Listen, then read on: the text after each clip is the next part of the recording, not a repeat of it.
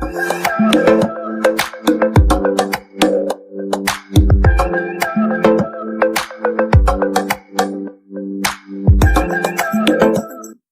Video में हम discuss करेंगे क्लास 10th के सब्जेक्ट साइंस का केमिस्ट्री पार्ट से चैप्टर नंबर 3, जिसका नाम है मेटल्स एंड नॉन मेटल्स। सबसे पहले पढ़ेंगे हम मेटल्स और नॉन मेटल्स की फिजिकल प्रॉपर्टीज। सो चैप्टर को शुरू करने से पहले एक इंफॉर्मेशन और दे देता हूं। एनसीईआरटी सॉल्यूशन, चैप्टर से रिलेटेड एनसीईआरटी सॉल्यूशन और नोट्स दोनों का लिंक जो है वो डिस्क्रिप्शन बॉक्स में दिया गया है। सो चैप्टर को शुरू करते हैं। इसमें सबसे पहले है physical properties of metals. Metals की फिजिकल प्रॉपर्टीज। फिजिकल प्रॉपर्टीज में फर्स्ट है लस्टर। लस्टर का मतलब होता है चमक, चमकीला या फिर शाइनी। ठीक है। So metals have shiny surface. जो भी मेटल्स होते हैं उनका सरफेस शाइनी यानी कि चमकीला होता है, यानी कि हम कह सकते हैं मेटल्स जो है वो लस्टर होते हैं। एग्जाम्पल के लिए आप गोल्ड और सिल्वर ले सकते हैं जो कि चमकीले होते हैं। ठीक है। नेक्स्ट है इसमें हार्डनेस, कठोरता। Metals are generally hard. ज्यादातर जो मेटल्स होते हैं वो हार्ड होते हैं। ठीक है। जैसे एग्जांपल में आप आयरन, कॉपर या सिल्वर, गोल्ड ये सब चीजें ले सकते हैं। इसमें एक्सेप्शन है हार्डनेस में। कुछ मेटल्स ऐसे होते हैं जो हार्ड नहीं होते हैं। सो एक्सेप्शन है except sodium, potassium and lithium. ये जो 3 मेटल्स होते हैं ये सॉफ्ट होते हैं, हार्ड नहीं होते हैं, सॉफ्ट होते हैं। और इतने सॉफ्ट होते हैं कि आप इजीली इन्हें, जो हम किचन में नाइफ यूज करते हैं उससे इन्हें इजीली कट किया जा सकता है। नेक्स्ट है स्टेट। मेटल्स जो है उनकी स्टेट कैसी होती है, सॉलिड, लिक्विड या gas. So metals exist in solid state. Metals जो है वो सॉलिड स्टेट में एग्जिस्ट करते हैं, लेकिन यहां पर भी एक्सेप्शन है। जैसे मरकरी, मरकरी जो है वो लिक्विड स्टेट में होती है। ठीक है। मरकरी एक मेटल है जो लिक्विड स्टेट में होती है। मरकरी के अलावा जो भी मेटल्स हैं वो सॉलिड स्टेट में होंगे।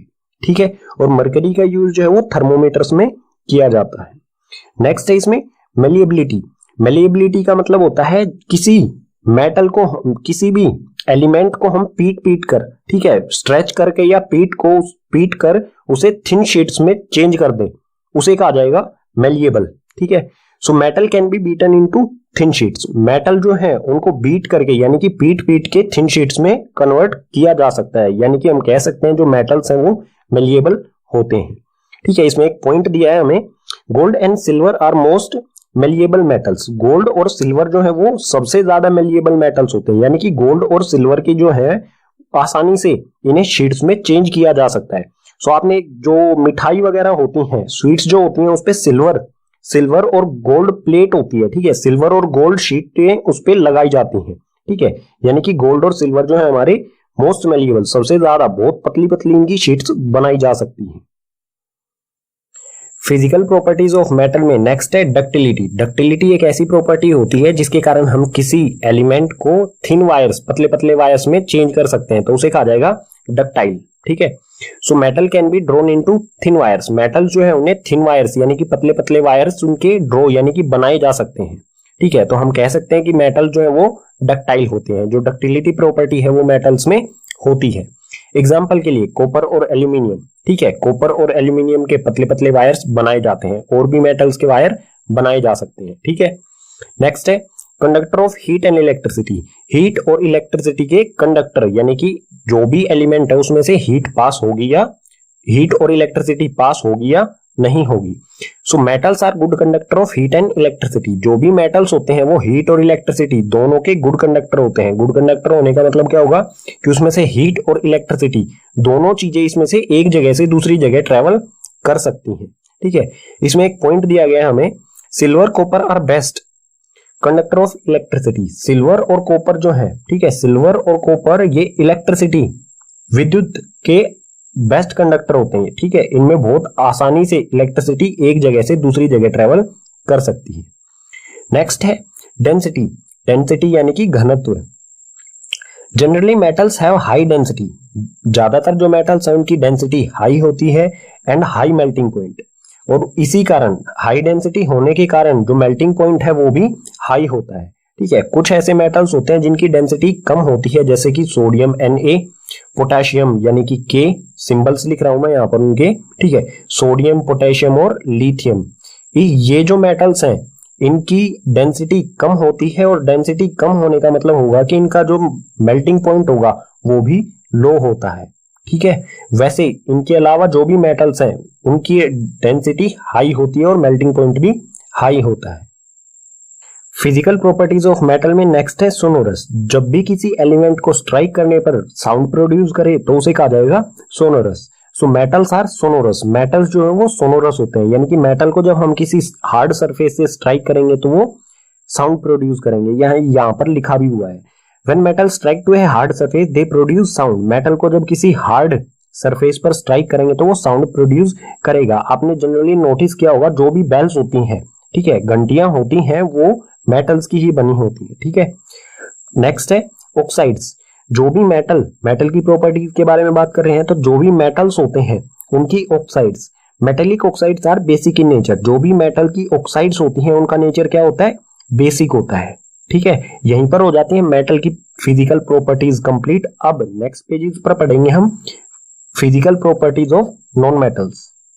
चैप्टर में नेक्स्ट कॉन्सेप्ट है हमारा physical properties of non metals. Non metals की फिजिकल प्रॉपर्टीज, इसमें सबसे पहले लस्टर यानी कि shine. Non metals do not have shiny surface. जो भी नॉन मेटल्स होते हैं उनका सरफेस शाइनी नहीं होता है, ठीक है। इसमें एक एक्सेप्शन है आयोडीन। आयोडीन अकेला ऐसा नॉन मेटल है जिसका सरफेस शाइनी होता है। इसके अलावा जो भी नॉन मेटल्स है उनका सरफेस शाइनी नहीं होता है, ठीक है। नेक्स्ट है हार्डनेस यानी कि कठोरता। Non metals are generally soft. जो भी नॉन मेटल्स होते हैं वो ज्यादातर सॉफ्ट होते हैं, ठीक है, यानी कि हार्ड नहीं होते हैं, एक्सेप्ट डायमंड। डायमंड के अलावा, डायमंड एक ऐसा अकेला नॉन मेटल है जो हार्ड होता है और ये सबसे हार्ड होता है। ये मेटल से भी हार्ड होता है। सबसे हार्ड जो थिंग है अर्थ पर वो है डायमंड, ठीक है। ये जो है कार्बन की एक फॉर्म होती है, ठीक है। इसके अलावा जो भी नॉन मेटल्स होते हैं वो सॉफ्ट होते हैं। नेक्स्ट है इसमें स्टेट यानी कि सॉलिड, लिक्विड या gas. So non metal exist in solid and gaseous state. जो भी नॉन मेटल्स होते हैं वो या तो सॉलिड स्टेट में होंगे या गैसियस स्टेट में होंगे, ठीक है। लेकिन यहां पर भी एक एक्सेप्शन है, ब्रोमीन। ब्रोमाइन जो है वो लिक्विड स्टेट में होता है। अकेला एक ऐसा नॉन मेटल है जो लिक्विड स्टेट में होता है। इसके अलावा जो भी नॉन मेटल्स हैं वो या तो सॉलिड में या फिर गैस की फॉर्म में होते हैं, ठीक है। नेक्स्ट है इसमें मेलिएबिलिटी। मेलिएबिलिटी मैं आपको बता चुका हूं, जिसको हम थिन शीट्स में चेंज कर सकें उसे कहा जाएगा malleable. So non metals are non malleable. जो भी नॉन मेटल्स होते हैं वो नॉन मेलिएबल होते हैं, यानी कि इन्हें थिन शीट्स में कन्वर्ट नहीं किया जा सकता है, ठीक है, इसलिए इन्हें कहा जाएगा non malleable. Physical properties of non metals में नेक्स्ट है डक्टिलिटी। डक्टिलिटी यानी कि थिन वायर्स में कन्वर्ट हो जाए उसे कहेंगे डक्टाइल। जो थिन वायर्स में कन्वर्ट ना हो तो उसे कहेंगे non ductile. So non metals are non ductile. जो भी नॉन मेटल्स है वो नॉन डक्टाइल होते हैं, यानी कि नॉन मेटल्स को थिन वायर्स में कन्वर्ट नहीं किया जा सकता है। नेक्स्ट है conductor of heat and electricity. Electricity और हीट के कंडक्टर की इलेक्ट्रिसिटी और हीट इसमें से पास होगी या नहीं। So non metals are poor conductor of heat and electricity. जो भी नॉन मेटल्स होते हैं वो पुअर कंडक्टर होते हैं हीट और इलेक्ट्रिसिटी दोनों के। पुअर कंडक्टर होने का मतलब होगा कि हीट और इलेक्ट्रिसिटी इसमें से पास नहीं होती है। लेकिन यहाँ पर एक एक्सेप्शन है, ग्रेफाइट। ग्रेफाइट जो है उसमें से इलेक्ट्रिसिटी इजीली पास होती है। जो पेंसिल जो होती है उसको हमें किसी भी प्लग वगैरह में नहीं डालना चाहिए, हमें शॉक लग सकता है, इलेक्ट्रिक शॉक लग सकता है, ठीक है। सो ग्रेफाइट जो है वो इलेक्ट्रिसिटी का गुड कंडक्टर होती है और ये एक नॉन मेटल होता है, ये भी एक कार्बन की फॉर्म होती है, ठीक है। नेक्स्ट है density. Generally non metals have low density and low melting point. ज्यादातर जो नॉन मेटल्स हैं उनकी डेंसिटी जो है वो लो होती है और डेंसिटी लो होने के कारण ही इनका मेल्टिंग पॉइंट जो है वो भी लो होता है, ठीक है। Physical properties of non metals में नेक्स्ट है सोनोरस, यानी कि साउंड प्रोड्यूस होती है या नहीं नॉन मेटल से। So non metals are not sonorous, यानी कि नॉन मेटल्स जो है वो नॉट सोनोरस, यानी कि उनमें से किसी भी तरह की साउंड प्रोडक्शन नहीं होती है। When non metal strike to hard surface they do not produce sound. जब नॉन मेटल को किसी हार्ड सरफेस पर स्ट्राइक किया जाता है तो वो किसी भी प्रकार की साउंड प्रोड्यूस नहीं करते हैं, ठीक है। नेक्स्ट है ऑक्साइड्स। जो भी नॉन मेटल होता है वो ऑक्सीजन के साथ रिएक्शन करके नॉन मेटल ऑक्साइड बनाएगा, ठीक है। सो जो नॉन मेटल ऑक्साइड्स होते हैं उनके बारे में है, non metal oxides are acidic in nature. जो भी नॉन मेटेलिक ऑक्साइड्स होते हैं वो नेचर में एसिडिक होते हैं, ठीक है। इसी के साथ नॉन मेटल्स की फिजिकल प्रॉपर्टीज हो जाती हैं कंप्लीट। चैप्टर में हमारा नेक्स्ट कॉन्सेप्ट है chemical properties of metals, metals की फिजिकल प्रॉपर्टीज हमने पढ़ी, अब हम पढ़ेंगे केमिकल प्रॉपर्टीज मेटल्स की। ठीक है, इसमें फर्स्ट है reaction of metal with air. जो भी मेटल है वो एयर के साथ किस तरह से रिएक्शन करता है ये देखते हैं सबसे पहले। So metal combine with oxygen to form metal oxide. जो भी मेटल है वो ऑक्सीजन के साथ कंबाइन होकर प्रोडक्ट में हमें मेटल ऑक्साइड प्रोवाइड करेगा। ठीक है, ये रिएक्शन किस तरह से होगा, जब कोई भी मेटल और ऑक्सीजन रिएक्टेंट में दोनों जुड़ेंगे तो प्रोडक्ट में हमें मिलेगा मेटल ऑक्साइड। ठीक है, एग्जांपल ले लेते हैं इसके लिए। एग्जांपल में फर्स्ट है Cu यानी कि कॉपर और ऑक्सीजन ऑक्साइड। कॉपर और ऑक्सीजन मिलके हमें देंगे कॉपर ऑक्साइड। इसी तरह से एल्यूमिनियम है और ऑक्सीजन, एल्यूमिनियम और ऑक्सीजन रिएक्शन करके बनाएंगे एल्यूमिनियम ऑक्साइड। कोई भी मेटल ऑक्सीजन के साथ रिएक्शन करके मेटल ऑक्साइड ही बनाएगा। ठीक है, पीछे वाले पेज पर हमने मेटल और ऑक्सीजन के रिएक्शन के बारे में पढ़ा, लेकिन सभी मेटल जो है वो ऑक्सीजन के साथ एक तरह से रिएक्शन नहीं करते हैं। सभी जो है वो अलग अलग रिएक्टिविटी शो करते हैं ऑक्सीजन के साथ। So different metal show different reactivity toward oxygen. इसमें पहला पॉइंट है Na यानी कि सोडियम एंड K यानी कि potassium. Sodium and potassium react so vigorously that they catch fire if kept in open place, so they are kept immersed in kerosene oil. Sodium और potassium जो है ये oxygen के साथ बहुत तेजी के साथ रिएक्शन करते हैं, और इतनी तेजी के साथ रिएक्शन करते हैं कि ये जब ओपन प्लेस पर इन्हें रखा जाता है, यानी कि एयर की प्रेजेंस में जब इन्हें रखा जाएगा तो ये फायर कैच कर लेते हैं। और इस फायर, इन एलिमेंट्स को फायर से बचाने के लिए इन्हें केरोसिन ऑयल में इमर्स्ड यानी कि डुबो कर रखा जाता है। ठीक है, तो सोडियम और पोटेशियम जो है ये बहुत तेजी के साथ रिएक्शन करते हैं। नेक्स्ट है इसमें surface of Mg, Al, Zn, Pb are covered with a thin layer of oxide which prevent them from further oxidation। जो भी मैग्नीशियम, एल्यूमिनियम, जिंक और लेड इनका सरफेस होता है वो ऑक्सीजन के साथ रिएक्शन करके एक पतली सी थिन लेयर बना लेता है ऑक्साइड की। ठीक है, अगर मैग्नीशियम होगा, मैग्नीशियम का कोई मेटल है तो मैग्नीशियम एयर के साथ रिएक्शन करके मैग्नीशियम ऑक्साइड लेयर बना लेगा इसके सरफेस पर, मैग्नीशियम एलिमेंट के सरफेस पर। और जो भी सरफेस पर ऑक्साइड बनेगा मेटल ऑक्साइड, वो उसी एलिमेंट को फर्दर आगे ऑक्सीडेशन होने से बचाता है, यानी कि प्रिवेंट करता है मेटल को खराब होने से। ठीक है, नेक्स्ट है Fe does not burn on heating but iron filings burn vigorously। जब आयरन को बर्न करेंगे, आयरन की कोई रोड है उसको बर्न करेंगे तो वो बस हीट होगी, बर्न नहीं होगी। यानी कि आयरन जो है वो जब बहुत टाइम लगाता है ऑक्सीजन के साथ रिएक्शन करने में, बहुत जल्दी नहीं होता है। लेकिन आयरन फिलिंग्स कहें या आयरन पाउडर कहें, ठीक है, आयरन पाउडर जो है वो बहुत तेजी के साथ जब इसे हीट किया जाएगा तो ये तेजी के साथ बर्न हो जाती है, इजीली ये रिएक्शन करता है ऑक्सीजन के साथ।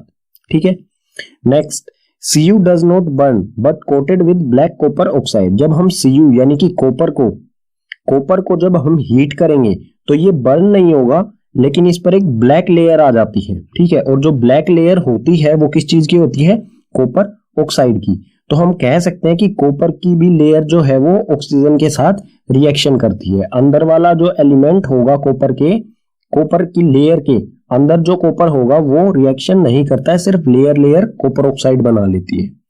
नेक्स्ट है Au and Ag does not react with oxygen. Metal oxide से रिलेटेड कॉन्सेप्ट है हमारा एम्फोथेरिक ऑक्साइड। एम्फोथेरिक ऑक्साइड्स क्या होती हैं, metal oxides which reacts with both acids as well as bases to produce salt and water are called amphoteric oxide. ऐसी metal oxides जो acids और bases दोनों के साथ रिएक्शन करें और प्रोडक्ट में हमें सॉल्ट और वाटर दें, उसे कहा जाएगा एम्फोथेरिक ऑक्साइड्स। ठीक है, दोनों कंडीशन होनी चाहिए हमें, एसिड और बेसिस के साथ रिएक्शन, दोनों के साथ रिएक्शन भी करें और दोनों के साथ रिएक्शन करके सॉल्ट और वाटर दोनों चीजें हमें प्रोडक्ट में मिले, तो उसे कहा जाएगा एम्फोथेरिक ऑक्साइड। एग्जाम्पल लेते हैं यहाँ पर, एग्जाम्पल में है एल्यूमिनियम ऑक्साइड। एल्यूमिनियम ऑक्साइड जब एसिड यानी कि HCl के साथ रिएक्शन करेगा, ठीक है, ये मेटल ऑक्साइड और ये HCl के साथ रिएक्शन करेगा जब एसिड के साथ, तो प्रोडक्ट में हमें मिलेगा एल्यूमिनियम क्लोराइड। ये एक सोल्ट होता है, ठीक है, सोल्ट, और साथ में H2O यानी कि वाटर। सो इसने क्या किया, एसिड के साथ रिएक्शन करके हमें सोल्ट और वाटर दिया। अब चेक करते हैं बेस के साथ भी क्या हमें ये सोल्ट और वाटर ही देता है। सो यहाँ पर है एल्यूमिनियम ऑक्साइड, ये रिएक्शन कर रहा है NaOH यानी कि सोडियम हाइड्रो ऑक्साइड, जो कि एक बेस होता है। एल्यूमिनियम ऑक्साइड जब बेस के साथ रिएक्शन करके हमें प्रोडक्ट में दे रहा है सोडियम एल्यूमिनियम ऑक्साइड, ठीक है, ये भी एक सोल्ट होता है, सोल्ट, और साथ में H2O यानी कि वाटर, दोनों चीजों के साथ ये रिएक्शन कर रहा है। सबसे पहले ये एसिड और बेस दोनों के साथ रिएक्शन कर रहा है, और प्रोडक्ट में हमें सोल्ट और H2O, दोनों कंडीशन में हमें सोल्ट और H2O मिल रहा है, तो हम इसे कहेंगे एम्फोटेरिक ऑक्साइड, ठीक है। जो भी मेटल ऑक्साइड्स सोल्ट और वाटर दें और एसिड्स और बेसिस दोनों के साथ रिएक्शन करें तो उसे कहा जाएगा एम्फोटेरिक ऑक्साइड, ठीक है। यहां पर जो एल्यूमिनियम ऑक्साइड है ये है amphoteric oxide. Chemical properties of metals में नेक्स्ट है reaction of metal with water, metal का वाटर के साथ रिएक्शन। मेटल वाटर के साथ रिएक्शन करके मेटल और वाटर दोनों रिएक्शन करेंगे और बनाएंगे मेटल ऑक्साइड या फिर मेटल हाइड्रो ऑक्साइड, ठीक है। दोनों में से कोई एक चीज बनेगी, या तो मेटल ऑक्साइड या मेटल हाइड्रो ऑक्साइड, और साथ में हाइड्रोजन गैस, ठीक है। जो हाई रिएक्टिव मेटल्स होंगे वो मेटल हाइड्रो ऑक्साइड बनाएंगे, और जो लीस्ट रिएक्टिव या मॉडरेट रिएक्टिव होंगे वो मेटल ऑक्साइड बनाएंगे, ठीक है। और अगर कोई मेटल ऑक्साइड है वो वाटर के साथ रिएक्शन करता है तो उसमें प्रोडक्ट में मिलेगा हमें मेटल हाइड्रो ऑक्साइड। कुछ एग्जांपल्स देख लेते हैं यहाँ पर। सोडियम Na यानी कि सोडियम हाई रिएक्टिव मेटल है, सो सोडियम H2O यानी कि वाटर के साथ रिएक्शन करके NaOH यानी कि सोडियम हाइड्रो ऑक्साइड और साथ में हाइड्रोजन गैस बनाएगा, ठीक है। इसी तरह से कैल्शियम, ये भी हाई रिएक्टिव मेटल है। कैल्शियम और वाटर दोनों रिएक्शन करेंगे और प्रोडक्ट में मिलेगा हमें कैल्शियम हाइड्रो ऑक्साइड और हाइड्रोजन गैस। एक और एग्जांपल देख लेते हैं। Fe, ये मॉडरेट रिएक्टिव है यानी कि ज्यादा तेजी के साथ रिएक्शन नहीं करता है। सो ये है आयरन। Fe जो होता है वो होता है आयरन, फेरिक भी कहा जाता है इसे। आयरन H2O यानी कि वाटर के साथ रिएक्शन करके फेरिक ऑक्साइड या फिर आयरन ऑक्साइड कह सकते हैं हम, फेरिक ऑक्साइड या फिर आयरन ऑक्साइड बनाएगा और साथ में हाइड्रोजन गैस इसमें से रिलीज होगी, ठीक है। पीछे वाले पेज पर हमने मेटल और वाटर के रिएक्शन के बारे में पढ़ा, लेकिन अलग अलग मेटल्स जो हैं वो वाटर की अलग अलग फॉर्म के साथ रिएक्शन करते हैं। इस पेज पर यही पढ़ेंगे। सो यहाँ पर है different metals react with different forms of water. अलग अलग मेटल्स जो होते हैं वो वाटर की अलग अलग फॉर्म के साथ रिएक्शन करते हैं। इसमें फर्स्ट है Na यानी कि सोडियम, K यानी कि पोटेशियम एंड Ca यानी कि calcium. Sodium, potassium and calcium react with cold water. ये तीनों जो मेटल्स हैं वो कोल्ड वाटर के साथ रिएक्शन करेंगे, ठीक है। नेक्स्ट है इसमें Al यानी कि एल्यूमिनियम, Fe यानी कि आयरन या फिर फेरिक, और Zn यानी कि जिंक। एल्यूमिनियम, आयरन और जिंक रिएक्ट विद स्टीम। ये तीनों मेटल्स जो हैं वो स्टीम यानी कि भाप के साथ रिएक्शन करते हैं, ठीक है। नेक्स्ट है इसी में Mg react with hot water. Magnesium hot water के साथ रिएक्शन करता है। नेक्स्ट है Ca एंड Mg, कैल्शियम और magnesium float on water surface as bubbles of hydrogen stick to their surface. Calcium और मैग्नीशियम जो है वाटर के साथ रिएक्शन करते समय वाटर के सरफेस पर आ जाते हैं, क्योंकि जो हाइड्रोजन के बबल्स होते हैं वो कैल्शियम और मैग्नीशियम में के साथ चिपक जाते हैं और उन्हें फ्लोट करके ऊपर की तरफ वाटर सरफेस पर ले आते हैं। इसी में नेक्स्ट है Au, Ag, Cu, Pb, gold, silver, Cu यानी कि कॉपर और Pb यानी कि लेड, ठीक है। गोल्ड, सिल्वर, कॉपर और lead does not react with water. ये चार जो मेटल्स हैं ये वाटर के साथ रिएक्शन नहीं करते हैं, ठीक है। केमिकल प्रॉपर्टीज ऑफ मेटल्स में नेक्स्ट है reaction of metals with acid. Metals का एसिड के साथ रिएक्शन। सो कोई भी मेटल उसको हमेशा हम डाइल्यूट एसिड के साथ रिएक्शन कराएंगे, क्योंकि कंसंट्रेटेड एसिड के साथ जब रिएक्शन कराएंगे हम मेटल का तो वो हाईली एक्सोथर्मिक हो सकता है, ठीक है, डेंजरस हो सकता है थोड़ा सा। सो मेटल का रिएक्शन हम हमेशा डाइल्यूट एसिड के साथ कराएंगे। सो कोई भी मेटल डाइल्यूट एसिड के साथ रिएक्शन करके प्रोडक्ट में हमें देगा सोल्ट और साथ में हाइड्रोजन गैस, ठीक है। एग्जांपल्स देख लेते हैं इसके लिए। एग्जांपल में है यहाँ पर फेरिक यानी कि आयरन Fe, और साथ में एसिड में है यहाँ पर hydrochloric acid, dilute hydrochloric acid. जब ये दोनों रिएक्शन करेंगे, आयरन और हाइड्रोक्लोरिक एसिड दोनों रिएक्शन करेंगे तो प्रोडक्ट में हमें मिलेगा आयरन क्लोराइड, ठीक है, या फिर कह सकते हैं फेरिक क्लोराइड, और ये एक सोल्ट होता है, ठीक है। हमें मिलेगा फेरिक क्लोराइड सोल्ट और साथ में हाइड्रोजन गैस, ठीक है, एक और एग्जांपल देख लेते हैं। यहाँ पर है aluminium. Aluminium HCl dilute hydrochloric acid के साथ रिएक्शन करेगा तो प्रोडक्ट में हमें मिलेगा AlCl यानी कि एल्यूमिनियम क्लोराइड और साथ में हाइड्रोजन गैस। एल्यूमिनियम क्लोराइड जो है ये एक सोल्ट होता है, ठीक है।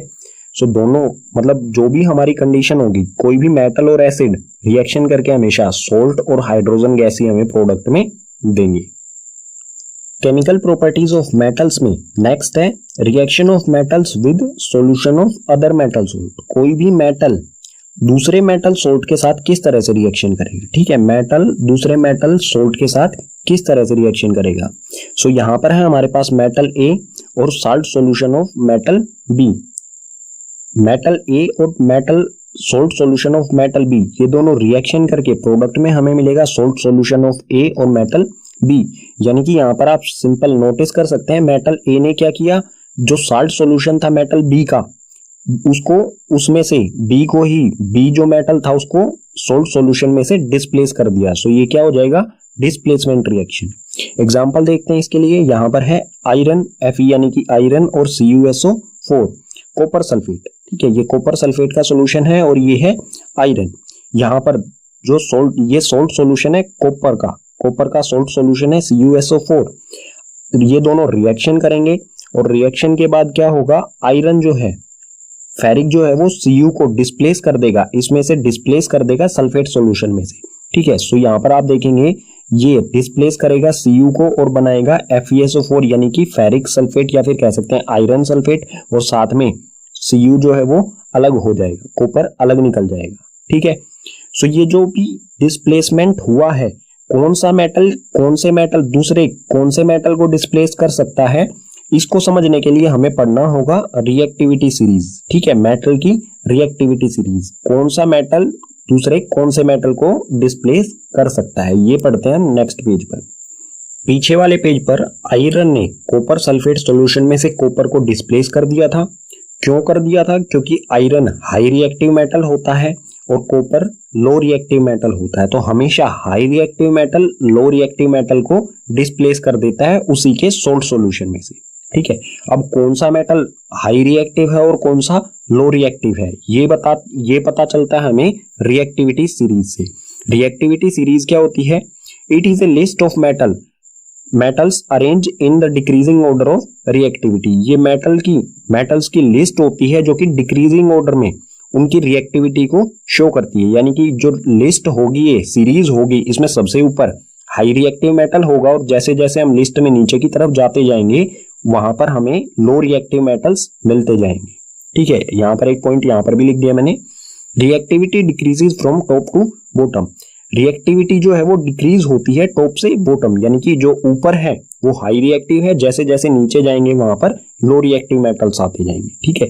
सो यहाँ पर मोस्ट रिएक्टिव मेटल, सबसे रिएक्टिव मेटल होता है K यानी कि पोटेशियम, सेकंड पे आता है सोडियम, थर्ड पे कैल्शियम, उसके बाद magnesium, aluminium, zinc, iron, lead, hydrogen, copper, mercury, silver और गोल्ड, ठीक है। इसमें जो ऊपर की तरफ है ये जो मेटल्स हैं ये हाईली रिएक्टिव मेटल्स हैं, सबसे ऊपर जो होगा वो उतना ही हाई रिएक्टिव होगा। जैसे जैसे इसमें हम नीचे जाएंगे रिएक्टिविटी जो है वो कम होती जाएगी।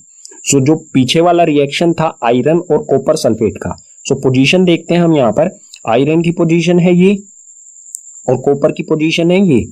सो कॉपर क्या है, कम रिएक्टिव है आयरन से, ठीक है।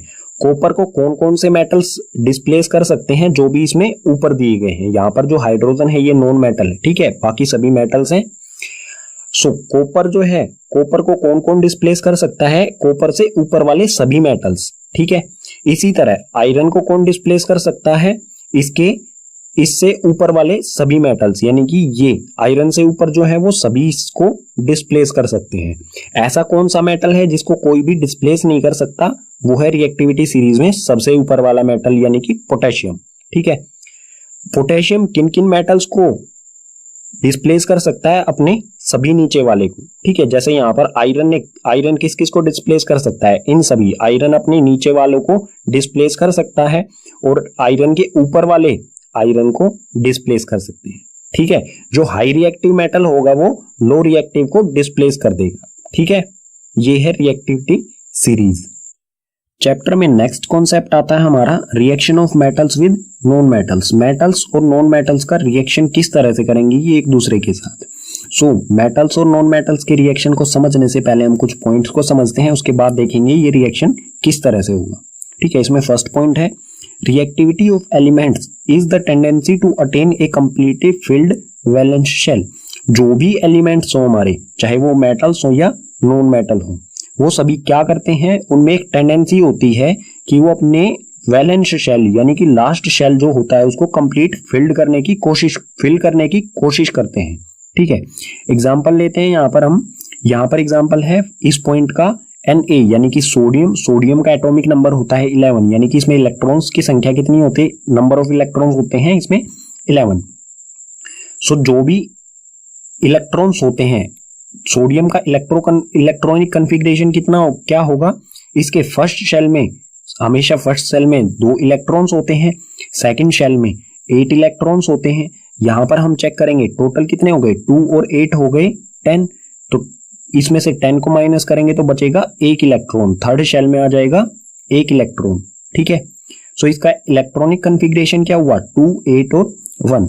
वैलेंस शेल जो है वो लास्ट शेल होता है। ठीक है, जरूरी नहीं है कि 3 शेल हो, किसी में 4 भी हो सकते हैं या 3 से कम भी हो सकते हैं। ठीक है, सो हमेशा लास्ट शेल में जो है वो फिल करने की कोशिश करता है, कंप्लीट फील्ड। और कंप्लीट फील्ड करने के लिए टोटल जो लास्ट हमेशा वैलेंस शेल में उसको टोटल 8 इलेक्ट्रॉन्स की जरूरत होती है। यहां पर कितना है, 1। सो या तो इसमें ये 7 इलेक्ट्रॉन्स को ले सकता है जिसमें बहुत ज्यादा एनर्जी लगेगी, लेकिन ये 1 इलेक्ट्रॉन को इजीली लूज कर सकता है। अगर 1 इलेक्ट्रॉन को ये लूज कर देगा तो इसका वैलेंस शेल कौन सा होगा, सेकंड वाला। ठीक है, थर्ड तो रहेगा ही नहीं, फिर कोई भी इलेक्ट्रॉन नहीं है उसमें, तो थर्ड जो शेल है वो खत्म हो जाएगा और लास्ट वैलेंस शेल होगा इसका सेकंड।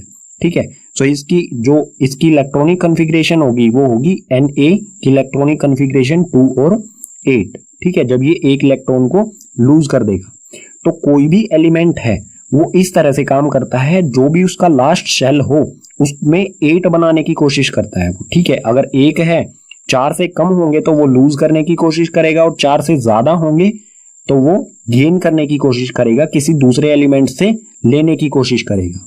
ठीक है, इसके बारे में आगे और डिटेल में पढ़ेंगे जब हम मेटल और नॉन मेटल का रिएक्शन पढ़ेंगे। ठीक है, इसमें नेक्स्ट पॉइंट है metal lose electron from their valence shell to form cation.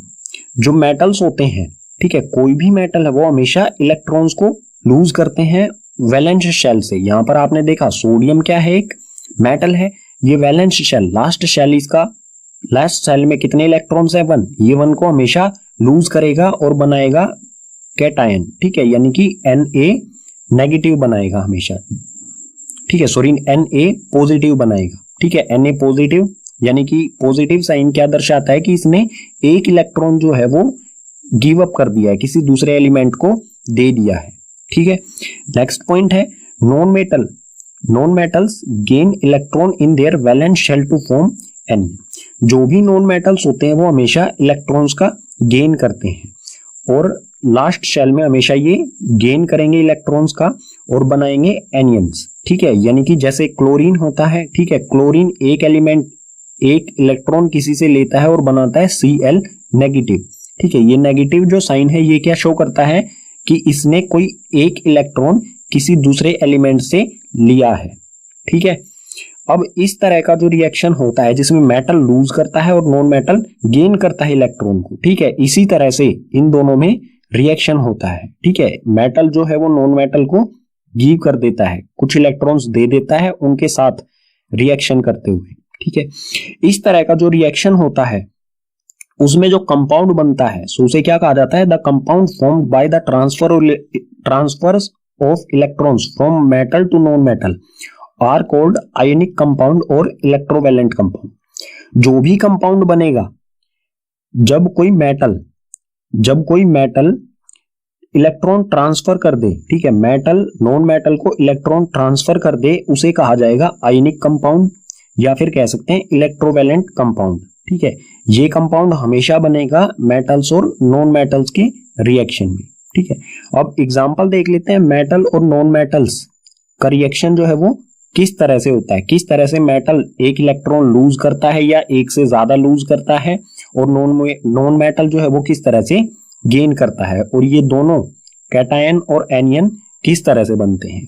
ठीक है, मेटल और नॉन मेटल का जो रिएक्शन होता है यानी कि आयनिक कंपाउंड जो बनता है वो किस तरह से बनता है उसका एक एग्जांपल ले लेते हैं। सो इसमें एग्जांपल ले रहे हैं हम फॉर्मेशन ऑफ NaCl। NaCl यानी कि सोडियम क्लोराइड किस तरह से बनता है। सो Na होता है सोडियम, ठीक है, और Cl होता है क्लोरीन। Na का इलेक्ट्रॉनिक कॉन्फ़िगरेशन होता है 2 8 और 1, और Cl का होता है 2 8 और 7। ठीक है, इसके वैलेंस शेल में एक इलेक्ट्रॉन होता है और इसके वैलेंस शेल में 7 इलेक्ट्रॉन होते हैं। सो हम इसे बनाएंगे इस तरह से Na, इसके वैलेंस शेल यानी कि लास्ट शेल में कितने इलेक्ट्रॉन, एक। ठीक है, इसे हम एक डॉट से शो कर सकते हैं। और इसी तरह क्लोरीन के वैलेंस शेल में कितने इलेक्ट्रॉन्स, 7। सो इसे हम क्रॉस से शो करेंगे 1 2 3 4 5 6 एंड 7। ये हो गए क्लोरीन के इलेक्ट्रॉन्स और ये हो गया एक सोडियम का इलेक्ट्रॉन। सोडियम इलेक्ट्रॉन क्या करेगा, ये अपने वैलेंस शेल को कंप्लीट करने की कोशिश करेगा। इसको 7 की जरूरत है लेकिन 7 लेने में तो बहुत ज्यादा एनर्जी लगेगी, इसलिए ये क्या करेगा, एक को इजीली लूज कर देगा, और ये लूज करेगा वो जो इलेक्ट्रॉन है वो क्लोरीन को दे देगा। ठीक है, ये इलेक्ट्रॉन आ गया यहाँ पर क्लोरीन के पास। जो भी ये इलेक्ट्रॉन देगा, देने वाला हमेशा क्या होता है, पॉजिटिव होगा, और लेने वाला हो जाएगा नेगेटिव। ठीक है, और ये बनाएगा यहाँ पर NaCl। ठीक है, इसको अगर हम इक्वेशन की फॉर्म में लिखेंगे तो किस तरह से लिखेंगे, ये है सोडियम, ये Na पॉजिटिव, इसके इलेक्ट्रॉनिक कॉन्फ़िगरेशन है 2 8 1। एक इलेक्ट्रॉन ये लूज कर दिया, इसने यहां से एक इलेक्ट्रॉन लूज किया, पॉजिटिव चार्ज आ गया इस पर, और ये बचा यहाँ पर 2 8, और एक इलेक्ट्रॉन यहाँ पर आ गया अलग से। ठीक है, जो इलेक्ट्रॉन होगा अलग से निकला वो होगा नेगेटिव चार्ज। ठीक है, एक इलेक्ट्रॉन आ गया।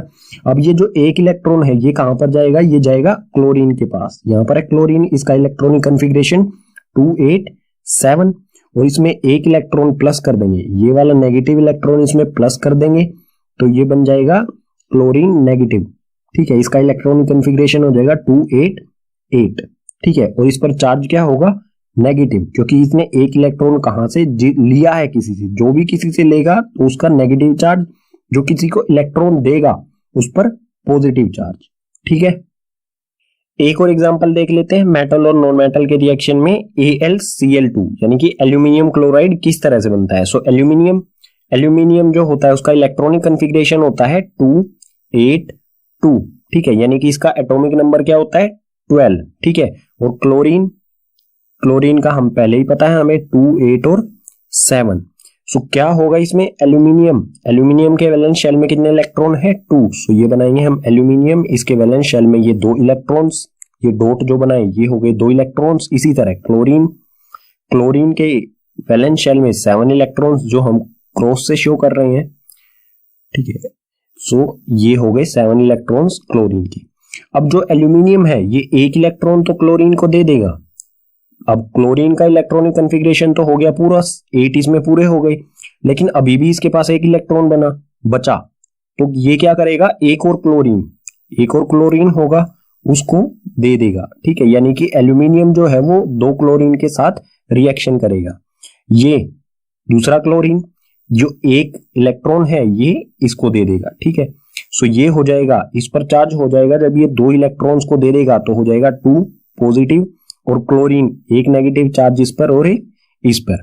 इसे इक्वेशन की फॉर्म में हम इस तरह से लिख सकते हैं, यहाँ पर ये लाइन लगा देता हूं मैं, इस तरह से लिख सकते हैं एल्यूमिनियम 2 इलेक्ट्रॉन ये लूज करेगा। ठीक है, इसका कॉन्फ़िगरेशन क्या है, 2 8 और 2। यहाँ पर ये 2 इलेक्ट्रॉन लूज करने के बाद हो जाएगा 2 और 8, और 2 इलेक्ट्रॉन यहाँ पर आ जाएंगे। ठीक है, ये आ गए 2 इलेक्ट्रॉन अलग से। अब क्लोरीन क्या करेगा, क्लोरीन जो है क्लोरीन एक इलेक्ट्रॉन के साथ रिएक्शन करेगा, एक क्लोरीन एक इलेक्ट्रॉन के साथ। सो क्लोरीन है ये 2 8 7, एक इलेक्ट्रॉन इसमें जोड़ देंगे तो ये हो जाएगा Cl 2 8 और 8, इस पर हो जाएगा नेगेटिव चार्ज, और ये ऐसे ऐसे 2 क्लोरीन जाके एल्यूमिनियम के साथ रिएक्शन करेंगे। ठीक है, मेटल और नॉन मेटल के रिएक्शन से जो भी हमारा आयनिक कंपाउंड होता है उसकी कुछ प्रॉपर्टीज देखते हैं। So properties of ionic compounds, इसमें पहले है physical nature of ionic compound. ये कैसे होते हैं? They are solid and hard, generally brittle. जो भी आयनिक कंपाउंड्स होते हैं वो सॉलिड होते हैं और हार्ड होते हैं। हार्ड होने के साथ साथ ये ब्रिटल होते हैं, यानी कि इजीली ब्रेकेबल। जिस तरह से मार्बल्स होते हैं, कंचे, वो हार्ड होते हैं, लेकिन जब हम हैमर से स्ट्राइक करते हैं मार्बल्स पर वो इजीली ब्रेक भी हो जाते हैं। तो जो आयनिक कंपाउंड्स होते हैं उनकी प्रॉपर्टीज कुछ वैसी ही होती हैं, हार्ड के साथ साथ इजीली ब्रेकेबल। ठीक है, नेक्स्ट है melting and boiling point. Ionic compounds का मेल्टिंग और बॉइलिंग पॉइंट की बात करें, they have high melting and boiling point. Melting point भी इनका हाई होता है और बॉइलिंग पॉइंट भी हाई होता है। दोनों चीजें, मेल्टिंग पॉइंट और बॉइलिंग पॉइंट दोनों हाई होते हैं। नेक्स्ट है solubility, soluble in water but not in kerosene, petrol, etc. जो भी आयनिक कंपाउंड्स होते हैं वो वाटर में तो सोल्यूबल होते हैं, बट केरोसिन और पेट्रोल जैसे पदार्थ होते हैं, हमारे मैटर होते हैं, इनमें ये सोल्यूबल नहीं होते हैं। नेक्स्ट है कंडक्शन ऑफ इलेक्ट्रिसिटी। इलेक्ट्रिसिटी को कंडक्ट करते हैं या नहीं? कंडक्ट करने का मतलब होगा कि ये गुड कंडक्टर है, ठीक है, और कंडक्टर ना करने का मतलब होगा पुअर कंडक्टर, यानी कि इनमें इलेक्ट्रिसिटी ट्रांसफर होती है या नहीं एक जगह से। They conduct electricity in molten state and solution form but not in solid state. अगर ये मोल्टन स्टेट में है, यानी कि पिघली हुई अवस्था में है, तो ये इलेक्ट्रिसिटी को कंडक्ट करेंगे। ठीक है, मोल्टन स्टेट में कंडक्ट करते हैं इलेक्ट्रिसिटी को, और सॉल्यूशन की फॉर्म में है तो भी इलेक्ट्रिसिटी को कंडक्ट करते हैं। लेकिन सॉलिड स्टेट में अगर है आयनिक कंपाउंड, कोई सॉलिड स्टेट में है, तो वो इलेक्ट्रिसिटी को कंडक्ट नहीं करता है। सिर्फ मोल्टन और सॉल्यूशन स्टेट में ही ये इलेक्ट्रिसिटी को कंडक्ट करते हैं, यानी कि एक जगह से दूसरी जगह इलेक्ट्रिसिटी को ट्रांसफर कर सकते हैं। ठीक है, चैप्टर में हमारा नेक्स्ट कॉन्सेप्ट है अकरेंस ऑफ मेटल्स। मेटल्स किस तरह से बनते हैं? ये एक वास्ट प्रोसेस है, इसको समझने के लिए हमें कुछ टर्म्स को समझना पड़ेगा। इसमें फर्स्ट है मिनरल्स। मिनरल्स क्या होते हैं? द एलिमेंट और compound which occur naturally in the earth crust are called minerals. Minerals ऐसे एलिमेंट और कंपाउंड्स होते हैं जो हमें नेचुरली अर्थ क्रस्ट से मिलते हैं, यानी कि पृथ्वी की सतह से मिलते हैं या पृथ्वी के अंदर से मिलते हैं, उन्हें कहा जाता है मिनरल्स।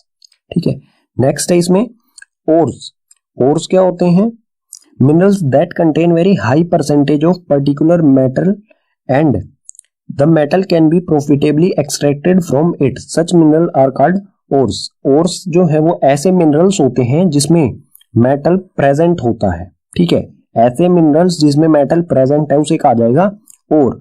और उस मेटल को हम इजीली और फायदे के साथ प्रॉफिटेबली हम उसे एक्सट्रैक्ट कर सके, और से हम मेटल को निकाल सके, तो उसे कहा जाएगा ओर। ठीक है, नेक्स्ट है इसमें गैंग।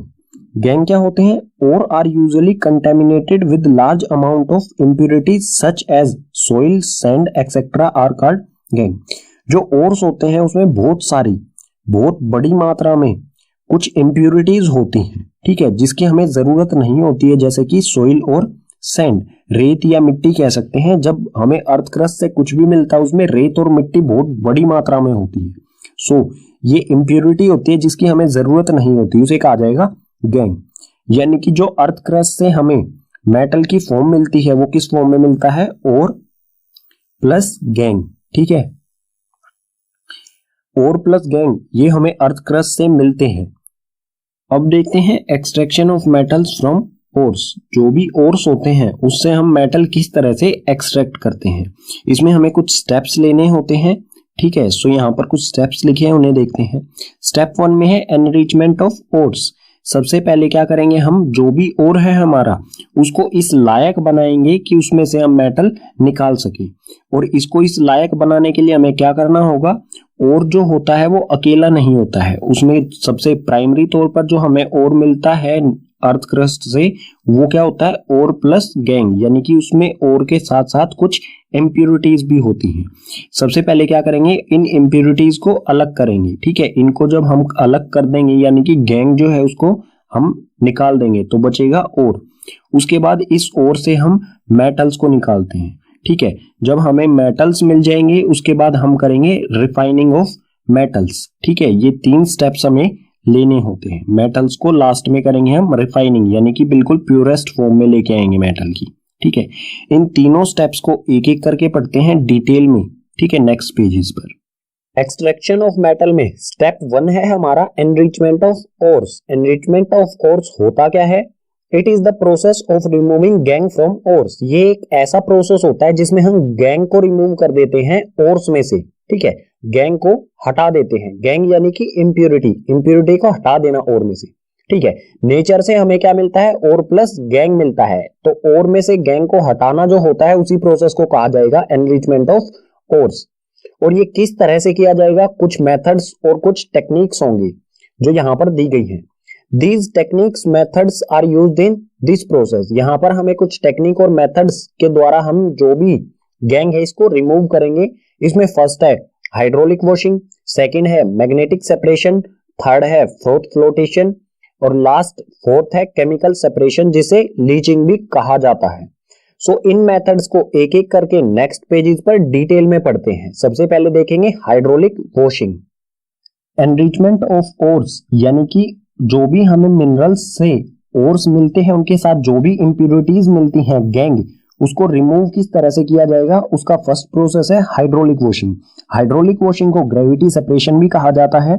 सो इसके प्रिंसिपल और किस बेसिस पर ये काम करता है उसको पढ़ते हैं। In this process crushed ore are washed by water stream. If an ore is denser than gangue, then the gangue particle are washed away with water stream and heavy ores remain behind.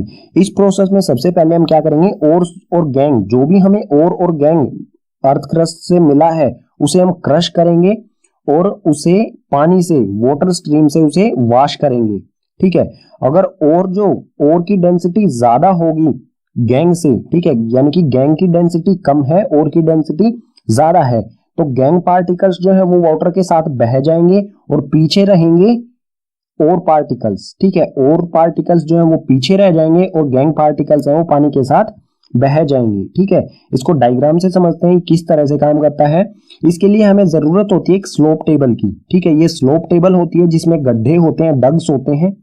इसमें crushed ओर डाला जाता है ऊपर की ओर। ठीक है, इसमें crush और क्रश्ड करके इसमें डाल दिया जाता है और इससे पानी का बहाव भी छोड़ दिया जाता है। जैसे जैसे ओर आता रहता है इसमें से ऐसे ऐसे पानी का बहाव भी आता रहता है। इन डग्स यानी कि गड्ढों में है जो है वो ओर रह जाता है और पानी के बहाव के कारण जो भी इंप्योरिटी है वो पानी के साथ बह के इस टैंक में आ जाएगी। यानी कि हमें जो प्योर ओर है, ओर्स जो है वो हमें इन डग्स यानी कि गड्ढों में मिल जाएगा। ठीक है, इसमें कई तरह के ओर्स को रिफाइन किया जाता है, यानी कि इनमें से इंप्योरिटी रिमूव की जाती है। टीन के ओर्स होते हैं या फिर लेड के ओर्स होते हैं, उसको इस प्रोसेस से ही, हाइड्रोलिक वॉशिंग से ही साफ किया जाता है। और इस प्रोसेस को गोल्ड रिफाइनिंग, गोल्ड जो है हमें फ्री स्टेट में मिलता है लेकिन उसमें से इंप्योरिटी हटाने के लिए, सैंड या फिर क्ले मिट्टी को निकालने के लिए इस प्रोसेस का यूज किया जाता है गोल्ड से। ठीक है, एनरिचमेंट ऑफ ओर में हमारा सेकंड प्रोसेस है मैग्नेटिक सेपरेशन। ये किस बेसिस पर काम करता है? This method works on magnetic principle. This method applied when ore and gangue particles have different magnetic properties. ये मैग्नेटिक प्रिंसिपल पर काम करता है। इस प्रिंसिपल के लिए हमारे पास जरूरी क्या चीजें होनी चाहिए कि ओर और जो गैंग है इनमें से कोई भी एक मैग्नेटिक प्रॉपर्टी शो करता हो, यानी कि मैग्नेट की तरफ अट्रैक्ट होता हो। ज्यादातर केसेस में क्या होता है, और जो है वो मैग्नेट की तरफ अट्रैक्ट होता है, सो गैंग पार्टिकल्स मैग्नेट की तरफ अट्रैक्ट नहीं होते हैं। तो हम मैग्नेटिक सेपरेशन को अप्लाई कर सकते हैं एनरिचमेंट यानी कि और गैंग से गैंग को हटाने के लिए। ठीक है, सो इस प्रिंसिपल में सबसे पहले क्या करेंगे हम, और गैंग जो भी हमें ये दिया गया है अर्थ क्रस्ट से हमें मिला है जो ये, इसमें हम इसको हम पाउडर बनाएंगे, क्रश करेंगे और इसमें डाल देंगे। ठीक है, इसमें डालने के बाद इसमें से धीरे धीरे ये करके इस बेल्ट पर आता रहेगा। ये एक मूविंग बेल्ट है। ठीक है, और इस पर दो व्हील्स लगे हैं, एक इस तरफ और एक इस तरफ। इस तरफ वाला व्हील, ये वाला व्हील जो है ये मैग्नेटिक व्हील है, यानी कि जो भी आयरन पार्टिकल्स होंगे उनको ये अट्रैक्ट करेगा। मैग्नेटिक प्रॉपर्टी जो भी सब्सटेंस शो करेगा उसको ये अट्रैक्ट कर लेगा।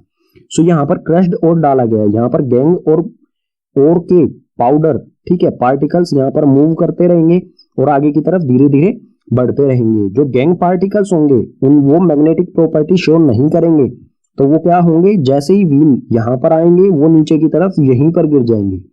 लेकिन जो और पार्टिकल्स अगर मैग्नेटिक प्रॉपर्टी शो करेंगे तो वो क्या होंगे, इस व्हील से चिपके रहेंगे, ठीक है, यहां तक चिपके रहेंगे और चिपक यहाँ के बाद वो यहाँ आके गिर जाएंगे, ठीक है। ये जैसे ब्लैक ब्लैक दिख रहा है, ये मैग्नेटिक प्रॉपर्टी शो करने वाले सब्सटेंस है, वो यहाँ आकर गिर जाएंगे। सो हमारे पास यहाँ मिल जाएगा हमें गैंग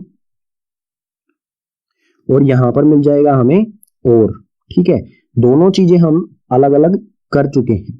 और इसमें कौन कौन से ओर्स को अलग किया जाता है इस प्रोसेस के द्वारा, मैग्नेटाइट ओर्स होते हैं, क्रोमलाइट और मैग्नीज ओर्स, और भी बहुत सारे ओर्स हैं जिससे मैग्नेटिक सेपरेशन से जिन ओर्स को और गैंग को अलग अलग किया जाता है, ठीक है।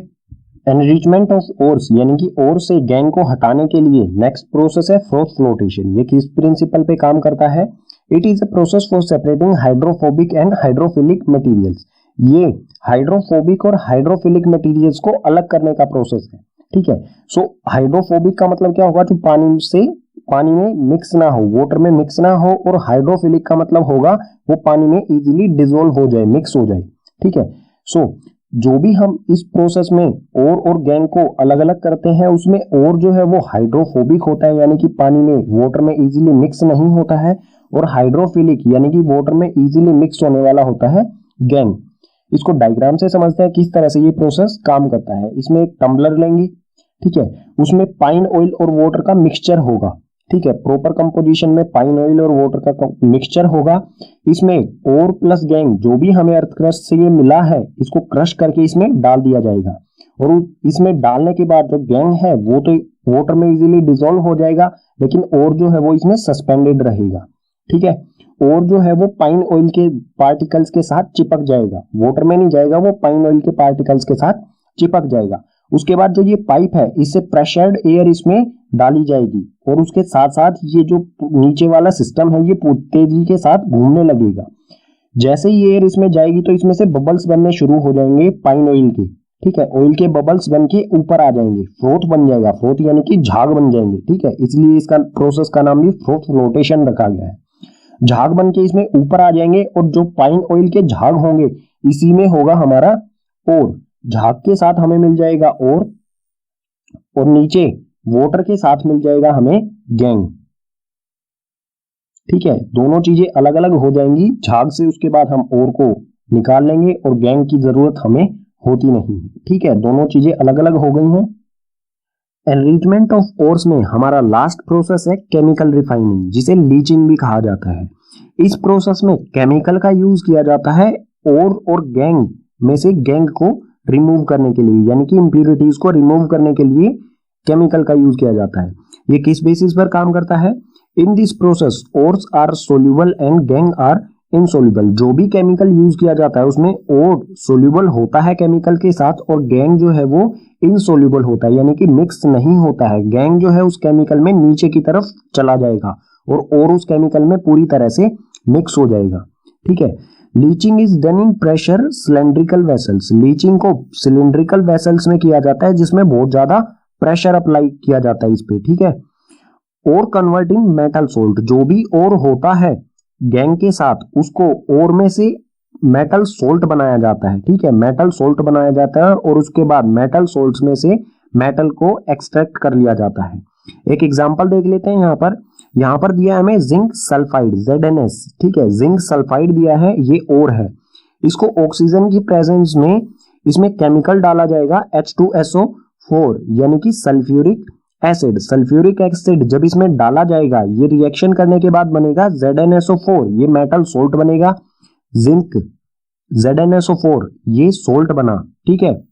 सोल्ट के साथ साथ हमें क्या मिला, H2O यानी कि वाटर और सल्फर, ये हो गई हमारी गैस, ठीक है। सो ये मेटल सोल्ट बना, इसमें से बाद में जिंक को एक्सट्रैक्ट कर लिया जाता है, ठीक है। ये प्रोसेस है केमिकल रिफाइनिंग का। और में से हम गैंग को रिमूव कर चुके हैं, जो भी उसमें इंप्योरिटी होती है। अब हम देखेंगे और से मेटल किस तरह से एक्सट्रैक्ट किया जाता है। सो सबसे पहले इसमें देखते हैं extracting metal low in the reactivity या फिर एक्टिविटी सीरीज। जो भी एक्टिविटी या रिएक्टिविटी सीरीज होती है उसमें नीचे वाले मेटल्स, ठीक है, जो कम रिएक्टिव होते हैं, उनको किस तरह से एक्सट्रैक्ट किया जाएगा उनके ओर से। सो सबसे पहले नीचे की तरफ जो मेटल्स होते हैं वो कौन कौन से होते हैं। सबसे नीचे होता है Au यानी कि गोल्ड, उसके ऊपर होता है Ag यानी कि सिल्वर, ये तो बिल्कुल फ्री स्टेट में मिलते हैं हमें, नेटिव स्टेट में, ठीक है। इनको एक्सट्रैक्ट करने की जरूरत नहीं होती, ये बिल्कुल फ्री स्टेट में मिलते हैं, ठीक है। और इनके अलावा जो नीचे की तरफ मेटल्स होते हैं वो होता है Hg और Cu, यानी कि मरकरी और कॉपर। मरकरी और कॉपर जो है ये सल्फाइड्स या फिर ऑक्साइड्स के और में हमें मिलता है नेचर से, ठीक है। सो इनके सल्फाइड और ऑक्साइड से इन्हें किस तरह से एक्सट्रैक्ट किया जाएगा ये देखते हैं। These metals are non reactive, ये मेटल्स जो है वो लगभग ना के बराबर रिएक्टिव होते हैं। The oxides of these metals can be reduced by heating, जो भी इनका ऑक्साइड्स होता है या फिर सल्फाइड होता है उनको इजीली रिड्यूस किया जा सकता है हीटिंग से, और ज्यादा हीट नहीं करना होता है, थोड़ी सी हीटिंग से ही काम हो जाता है, ये एक्सट्रैक्ट अलग निकल जाते हैं इनके ओर से। एग्जांपल देख लेते हैं इसके लिए, जैसे Hg यानी कि मरकरी एक्सट्रैक्ट फ्रॉम सिनाबार, यानी कि HgS जो मरकरी सल्फाइड होता है ये और होता है मरकरी का जिसे सिनाबार कहा जाता है। तो सिनाबार में से मरकरी को किस तरह से एक्सट्रैक्ट किया जाएगा, इसकी जो रिएक्शन होगा वो किस तरह से होगा, ये है मरकरी सल्फाइड, इसको ऑक्सीजन की प्रेजेंस में हीट करेंगे, हीट करने के बाद ये बन जाएगा HgO यानी कि मरकरी ऑक्साइड, और सल्फर डाइऑक्साइड गैस जो है वो बन इसमें से निकल जाएगी, ठीक है। उसके बाद जो हमें ये HgO मिला है, मरकरी ऑक्साइड मिला है, इसको हम लगातार हीट करेंगे आगे, ठीक है। थोड़ी सी और इसे थोड़ा सा और हीट करेंगे इसे, तो ये मरकरी और ऑक्सीजन, ठीक है, मरकरी अलग हो जाएगा और ऑक्सीजन गैस इसमें से निकल जाएगी, यानी कि हमें क्या मिल गया लास्ट में, प्योर मरकरी मिल गया, ठीक है। Similarly Cu2S can be obtain, इसी तरह से कॉपर सल्फाइड जो है उसको भी ऑब्टेन किया जा सकता है। कॉपर सल्फाइड को भी इसी प्रकार से ऑक्सीजन की प्रेजेंस में हीट किया जाएगा, ठीक है। इसके रिएक्शन जो है यहाँ पर लिखा गया, इसे देख लेते हैं। ये है कॉपर सल्फाइड, कॉपर सल्फाइड को भी ऑक्सीजन की प्रेजेंस में हीट करेंगे, हीट करने के बाद ये कन्वर्ट हो जाएगा कॉपर ऑक्साइड में, और SO2 जो गैस है वो इसमें से निकल जाएगी, ठीक है। इसके बाद जो हमें Cu2O कॉपर ऑक्साइड मिला है, इसको हम फिर से हीट करेंगे, किसकी प्रेजेंस में, यहां पर हम इसे हीट करेंगे कॉपर सल्फाइड की प्रेजेंस में, ठीक है। इसकी प्रेजेंस में यहां पर इसे हीट किया जाएगा। कॉपर ऑक्साइड और कॉपर सल्फाइड इनको साथ में हीट करेंगे तो हमें मिल जाएगा कॉपर और ऑक्सीजन गैस इसमें से निकल जाएगी। इस कंडीशन में भी हमें क्या मिल गया, प्योर कॉपर मिल गया, ठीक है। इस तरह से जो लो एक्टिविटी सीरीज में नीचे वाले मेटल्स जो हैं उनको एक्सट्रैक्ट किया जाता है, ठीक है। हल्की सी हीट की आवश्यकता होती है इन्हें एक्सट्रैक्ट करने के लिए, ठीक है। रिएक्टिविटी सीरीज में नीचे वाले मेटल्स को एक्सट्रैक्ट करने के बाद अब हम देखते हैं रिएक्टिविटी सीरीज के मिडल यानी कि बीच वाले जो मेटल्स होते हैं उनको किस तरह से एक्सट्रैक्ट किया जाता है उनके ओर्स से। So extracting metals middle in the reactivity या फिर एक्टिविटी सीरीज, जो भी मिडल में होते हैं उनको किस तरह से एक्सट्रैक्ट किया जाएगा। मिडल में कौन कौन से मेटल्स होते हैं, जिंक होता है, आयरन और लेड, ठीक है। इस तरह के कुछ मेटल्स होते हैं, इनके बारे में कुछ दिया गया है, ये पढ़ लेते हैं सबसे पहले। These metals usually present as sulphides और कार्बोनेट्स, जो भी ये मेटल्स हैं ये दो टाइप के ओर्स पाए जाते हैं, एक तो सल्फाइड ओर्स के रूप में पाए जाते हैं हमें, और एक कार्बोनेट्स ओर की फॉर्म में पाए जाते हैं। It is easier to obtain metal from their oxides, इनको सल्फाइड्स और कार्बोनेट्स में से एक्सट्रैक्ट करना थोड़ा सा मुश्किल होता है, इसलिए सब इनको इनके ऑक्साइड्स मेटल ऑक्साइड से एक्सट्रैक्ट किया जाता है। यानी कि सबसे पहले क्या किया जाएगा, जो सल्फाइड और होगा उसको हम सबसे पहले मेटल ऑक्साइड में चेंज करेंगे, इसी तरह कार्बोनेट जो है उसको भी मेटल ऑक्साइड में चेंज करेंगे।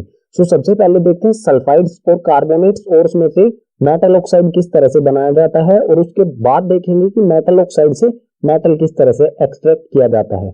सो ये दो तरह के होते हैं सल्फाइड और कार्बोनेट्स के। सबसे पहले देखते हैं सल्फाइड्स में से किस तरह से मेटल ऑक्साइड बनाया जाता है।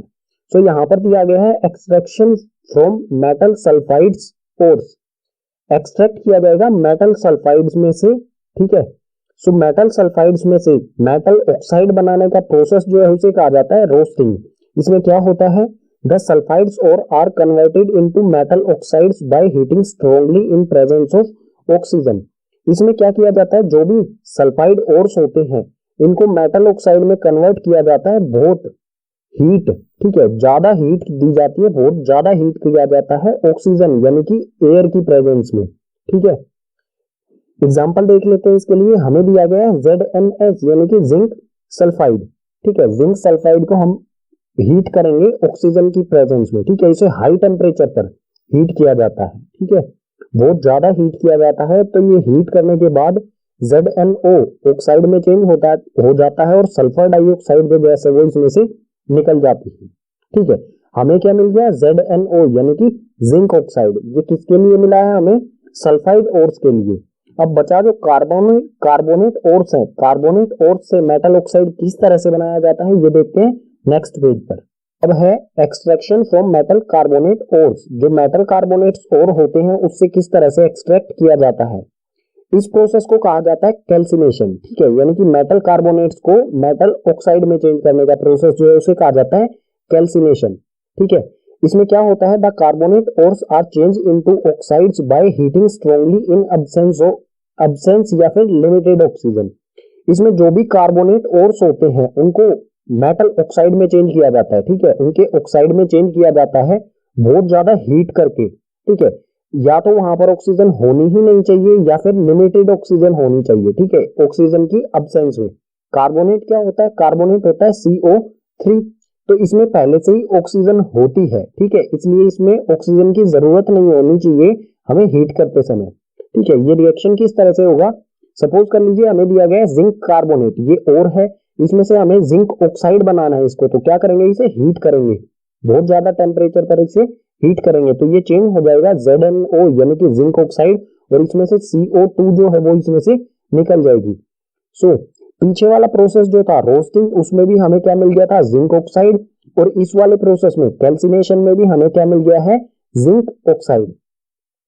Now we get metal oxide by the process of roasting और कैल्सिनेशन। जोन सा भी हमारा प्रोसेस था, रोस्टिंग सल्फाइड ओर्स के लिए और कैल्सिनेशन कार्बोनेट ओर्स के लिए, इन दोनों प्रोसेस से हमें क्या मिल गया है? मेटल ऑक्साइड मिल गया है। ठीक है, अब मेटल नेक्स्ट पेज पर हम देखेंगे कि मेटल ऑक्साइड से मेटल किस तरह से मिलेगा हमें। रिएक्टिविटी सीरीज के मिडल वाले मेटल्स के ओर्स को हमने कन्वर्ट किया मेटल ऑक्साइड में रोस्टिंग और कैल्सिनेशन प्रोसेस से, और हमें मिला मेटल ऑक्साइड यानी कि ZnO।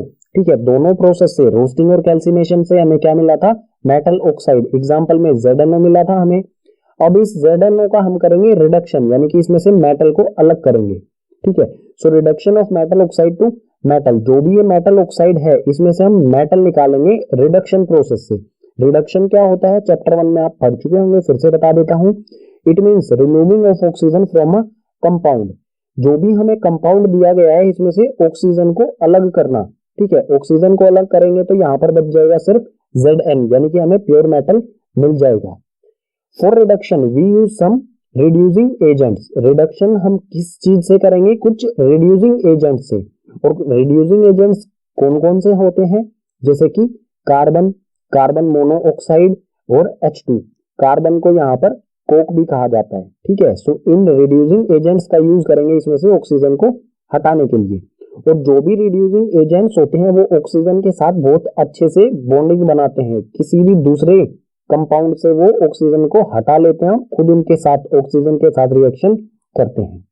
सो हमने लिया यहाँ पर ZnO जो हमें रोस्टिंग और कैल्सिनेशन प्रोसेस से मिला था, और उसकी कार्बन के साथ रिएक्शन कराएंगे। जैसे ही हम इसमें कार्बन के साथ रिएक्शन कराएंगे तो ये हो जाएगा Zn, जिंक बन जाएगा, और हमें मिलेगा कार्बन मोनोऑक्साइड। यहाँ पर ZnO किस में चेंज हो गया? Zn में। यहाँ यानी कि यहाँ पर क्या हुआ? ZnO का रिडक्शन। ठीक है, और हमें प्योर मेटल मिल गया। यानी कि जो मिडल वाले मेटल्स थे उनके ओर से हमने सबसे पहले रोस्टिंग और कैल्सिनेशन प्रोसेस से उनका मेटल ऑक्साइड बनाया, और उसके बाद मेटल ऑक्साइड का किया हमने रिडक्शन। उसके बाद हमें मिल गया ये मेटल। ठीक है, एक्सट्रैक्शन ऑफ मेटल्स में रिएक्टिविटी सीरीज के लो नीचे वाले मेटल्स और मिडल यानी कि बीच वाले मेटल्स को एक्सट्रैक्ट करने के बाद अब हम देखते हैं extracting metals top in the activity series या फिर रिएक्टिविटी सीरीज। जो रिएक्टिविटी सीरीज या फिर एक्टिविटी सीरीज में टॉप वाले मेटल्स हैं उनको किस तरह से एक्सट्रैक्ट किया जाएगा।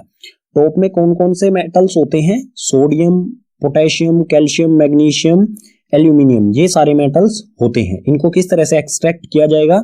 इसमें हमें फर्स्ट पॉइंट दिया है, these metals are highly reactive these are not reduced with reducing agents. जो ये मेटल्स हैं ये हाईली रिएक्टिव होते हैं और इनको रिड्यूसिंग एजेंट से रिड्यूस नहीं किया जा सकता है। रिड्यूसिंग एजेंट्स हम पीछे वाले पेजेस पर पढ़ चुके हैं, जैसे कार्बन, हाइड्रोजन या फिर carbon monoxide. In reducing agent से इनको रिड्यूस नहीं किया जा सकता है। सो इनको किस तरह से एक्सट्रैक्ट किया जाएगा? These metals are extracted by electrolytic reduction from their molten state।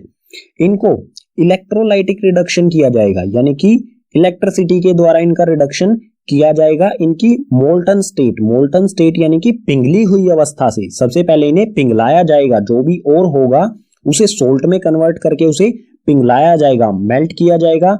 उसके बाद एक एग्जांपल देख लेते हैं।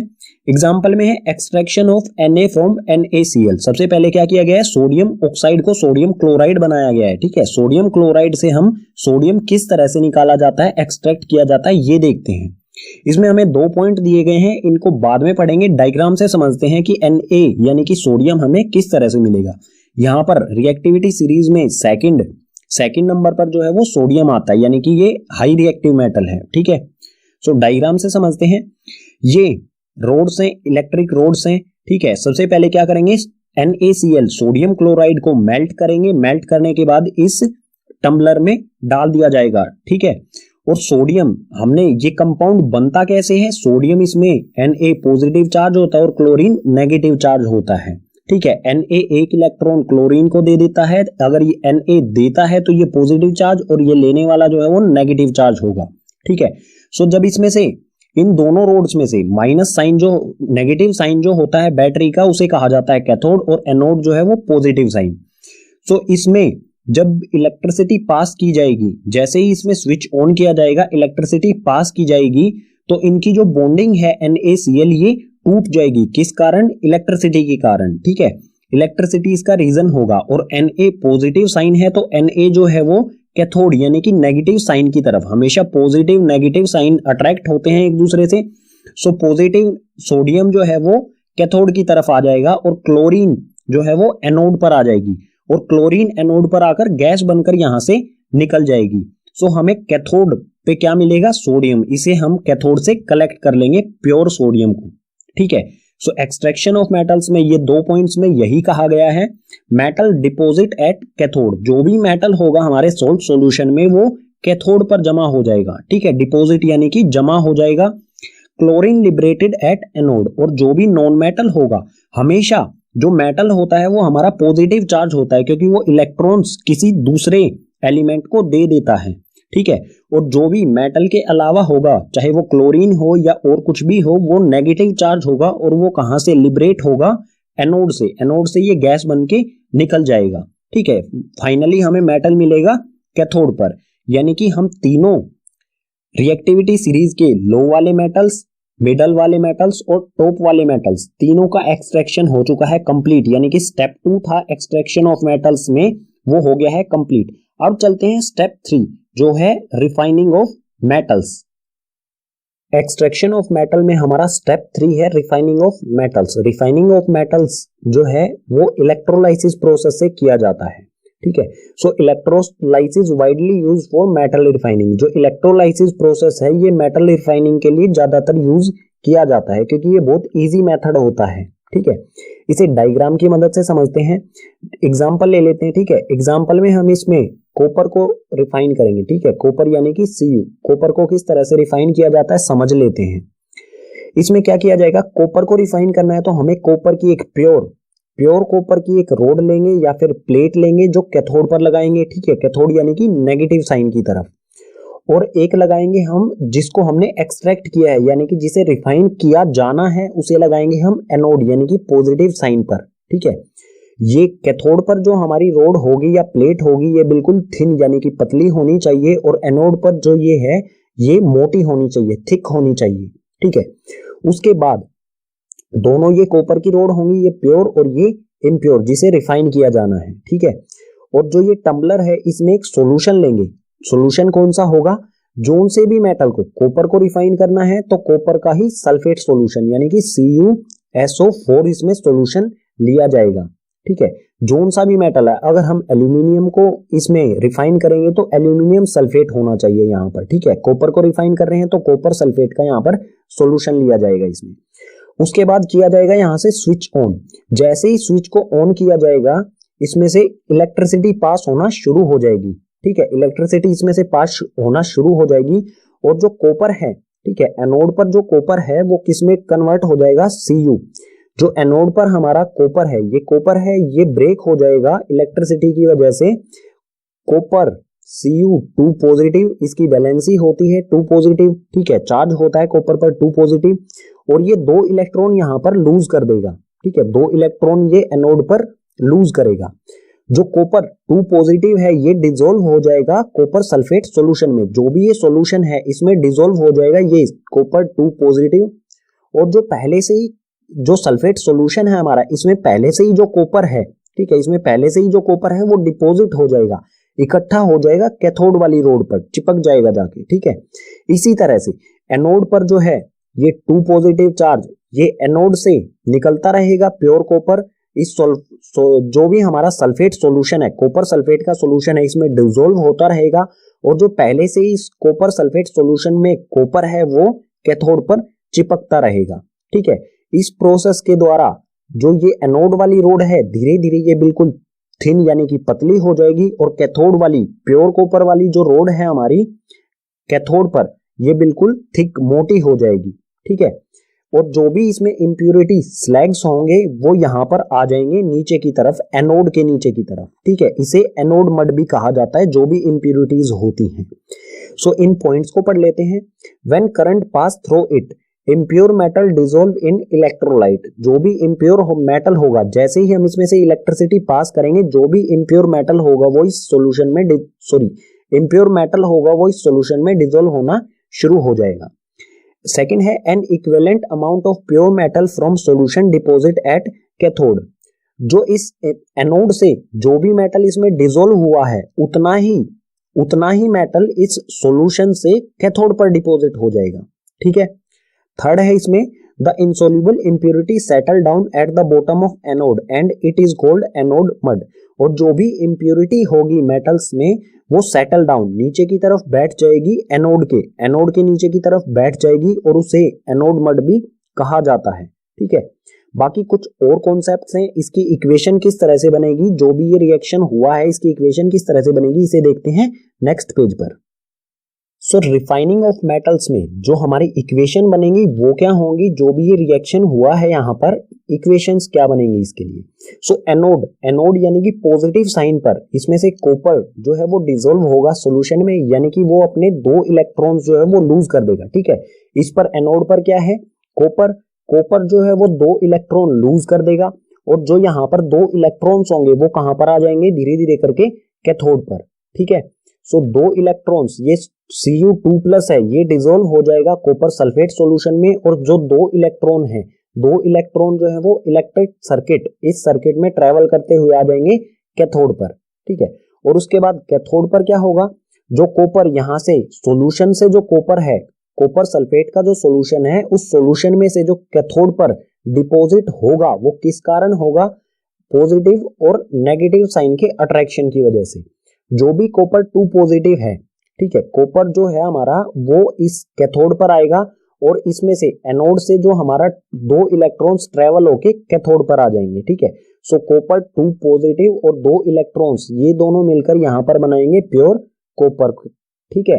कैथोड पर हमें मिल जाएगा प्योर कॉपर। ये जो इक्वेशंस हैं ये काफी इंपॉर्टेंट हैं और ये हमारा पूरा प्रोसेस जो है इलेक्ट्रोलाइसिस प्रोसेस काफी इंपॉर्टेंट हो जाता है, इसलिए इसे अच्छी तरह से समझें। अगर एक बार समझ में नहीं आता है तो दोबारा से देखें, थोड़ा सा पीछे जाके 4 या 5 मिनट जितना भी हमारा ये प्रोसेस समझाया गया है इसे दोबारा से देखें, ठीक है। चैप्टर का नेक्स्ट और लास्ट कॉन्सेप्ट है हमारा कोरोजन। कोरोजन होता क्या है इसके बारे में हम चैप्टर 1 में भी पढ़ चुके हैं, फिर से देखते हैं। The surface of some metals corrode when they are exposed to moist air for a long time, this is called corrosion. जब कोई मेटल लंबे समय तक मॉइस्ट एयर यानी कि ऐसी एयर जिसमें वाटर वेपर्स भी हैं, ऐसी एयर के कांटेक्ट में लंबे समय तक आता है तो वो कोरड होने लग जाता है। कोरड यानी कि वो गलने लग जाता है, उसी प्रोसेस को कहा जाता है कोरोजन, ठीक है। इसके कुछ एग्जांपल्स देख लेते हैं। Silver become black when exposed to moist air. Silver जो है वो उस पर एक ब्लैक कोटिंग हो जाती है जब वो लंबे समय तक मॉइस्ट एयर यानी कि नमी वाली हवा के कांटेक्ट में आता है। इसी तरह से copper react with moist carbon dioxide and form a green coat of copper carbonate. Copper जो है वो मॉइस्ट कार्बन डाइऑक्साइड यानी कि नमी वाली कार्बन डाइऑक्साइड जो एयर में प्रेजेंट होती है उसके कांटेक्ट में आने से उस पर एक ग्रीन कोटिंग आ जाती है जिसे कॉपर कार्बोनेट कहा जाता है। ठीक है। इसी में नेक्स्ट पॉइंट है iron when exposed to moist air acquire a coating of brown substance called rust. जब आयरन मॉइस्ट एयर यानी कि नमी वाली हवा के कांटेक्ट में आता है लंबे समय तक तो उसके सरफेस पर एक ब्राउन सब्सटेंस बनने लग जाता है जिसे कहा जाता है रस्ट। ठीक है। रस्ट यानी कि जंग कहा जाता है उसे। ठीक है। इन तीनों पॉइंट से आप क्या समझेंगे, जो भी कोरोजन हो रहा है वो किसकी वजह से हो रहा है, moist air, moist carbon dioxide और मॉइस्ट एयर यानी कि मॉइस्चर। जो भी कोरोजन है वो उसके लिए कौन कौन सी चीजें रिस्पॉन्सिबल होंगी, दोनों चीजें होनी आवश्यक हैं, एयर भी और मॉइस्चर भी। अगर कोई मेटल सिर्फ एयर के कांटेक्ट में आता है तो वो कोरोजन उसका नहीं होगा, या फिर सिर्फ वो मॉइस्चर के कांटेक्ट में आता है तो उसका भी कोरोजन नहीं होगा। लेकिन अगर कोई मेटल इन दोनों के कांटेक्ट में आता है तो ही उसका कोरोजन होगा। ठीक है। कोरोजन जो है वो मेटल्स को डिस्ट्रॉय कर देता है धीरे धीरे करके। सो कोरोजन से बचाव होना जरूरी है मेटल्स का। So prevention of corrosion, corrosion से मेटल का बचाव। The corrosion can be prevented by painting, oiling, greasing, galvanisation, chrome plating, anodising और मेकिंग एलॉयज। जो भी कोरोजन है उसको बचाया जा सकता है पेंट करके। ठीक है। जो भी मेटल्स होते हैं उनको पेंट कर दिया जाए तो उन पे उनका कोरोजन नहीं होगा, या फिर ऑयलिंग या ग्रीजिंग करके जो भी मेटल्स हैं उनके ऊपर ऑयल लगा दिया जाए या ग्रीस लगा दिया जाए तो वो एयर और मॉइस्चर के कांटेक्ट में नहीं आएंगे और उनका कोरोजन नहीं होगा। इसी तरह के कुछ प्रोसेस हैं गैल्वेनाइजेशन, क्रोम प्लेटिंग, एनोडाइजिंग और मेकिंग एलॉयज। जो गैल्वेनाइजेशन, क्रोम प्लेटिंग और एनोडाइजिंग है ये सिमिलर हैं एक दूसरे से, इसलिए गैल्वेनाइजेशन को समझते गैल्वेनाइजेशन के साथ साथ हम इन दोनों को भी समझ लेंगे। ठीक है। सो गैल्वेनाइजेशन क्या होता है, it is a method of protecting steel and iron from rusting by coating them with a thin layer of zinc. जो गैल्वेनाइजेशन प्रोसेस होता है ये स्टील और आयरन को रस्ट होने से बचाने के लिए यानी कि गलने से बचाने के लिए, इनका कोरोजन होने से बचाने के लिए इस पर एक थिन लेयर ऑफ जिंक की एक पतली सी लेयर चढ़ा दी जाती है। ठीक है। उसी को कहा जाता है गैल्वेनाइजेशन। गैल्वेनाइजेशन में जिंक की थिन लेयर चढ़ाई जाती है, क्रोम प्लेटिंग में क्रोमियम की थिन लेयर चढ़ाई जाती है, एनोडाइजिंग में एल्यूमिनियम की थिन लेयर चढ़ाई जाती है। ठीक है। गैल्वेनाइजेशन में जिंक, क्रोम प्लेटिंग में क्रोमियम की, एनोडाइजिंग में एल्यूमिनियम की थिन लेयर। ठीक है। ये तीनों मेथड से हम कोरोजन को, कोई भी मेटल है उसको रस्ट होने से बचा सकते हैं। अब बात आती है एलॉयज। एलॉयज क्या होते हैं, यहां पर इसकी डेफिनेशन है it is a homogeneous mixture of two or more metal or metal and non metal. जो एलॉय होते हैं वो मिक्सचर होते हैं, या तो दो या दो से ज्यादा मेटल्स का मिक्सचर होता है या फिर मेटल्स और नॉन मेटल्स का मिक्सचर होता है। ठीक है। समझ रहे हैं। मेटल और मेटल का मिक्सचर हो सकता है या फिर मेटल के साथ नॉन मेटल का भी मिक्सचर हो सकता है, उसे कहा जाएगा एलॉय। इसके कुछ एग्जांपल्स ले लेते हैं। जैसे आयरन को रस्टिंग होने से बचाने के लिए उसमें 0.05% कार्बन मिला दिया जाता है। ठीक है। उससे आयरन थोड़ा हार्ड भी हो जाता है और इसमें रस्टिंग भी बहुत धीमा हो जाता है, बहुत स्लो हो जाती है रस्टिंग। ठीक है। आयरन जो है वो आयरन प्लस कार्बन से बनाया जाता है। ठीक है। इसी तरह का एलॉय है स्टील जो है वो आयरन और निकेल से बना होता है या फिर आयरन और क्रोमियम से बना होता है। ठीक है। इसी तरह से बिल्कुल ब्रास जो एलॉय है वो कॉपर और जिंक का मिक्सचर होता है। ब्रॉन्ज जो है वो कॉपर और टीन का मिक्सचर होता है। और जो भी ये एलॉय हैं इनमें बहुत रस्टिंग जो है वो बहुत लंबे समय तक नहीं होती है। मतलब ये ऐसे एलॉयज हैं जो बहुत लंबे समय तक बिना किसी ऑयलिंग, ग्रीजिंग, इन सभी चीजों के चल सकते हैं। ठीक है। इसी के साथ चैप्टर के सभी कॉन्सेप्ट हो जाते हैं कंप्लीट। उम्मीद करूंगा आपको सभी कॉन्सेप्ट समझ आए होंगे। अगर आपको सभी कॉन्सेप्ट समझ आए हैं तो अपने क्लासमेट्स के साथ इस वीडियो को शेयर कीजिए। अगर कोई भी कॉन्सेप्ट रह गया है जो समझ नहीं आया है उसे कमेंट बॉक्स सेक्शन में मेंशन कीजिए। और एनसीईआरटी सॉल्यूशन और जो नोट्स हैं उनका लिंक जो है वो डिस्क्रिप्शन बॉक्स में दिया गया है, वहां से आप जाके नोट्स और एनसीईआरटी सॉल्यूशंस को रीड भी कर सकते हैं और राइट डाउन भी कर सकते हैं।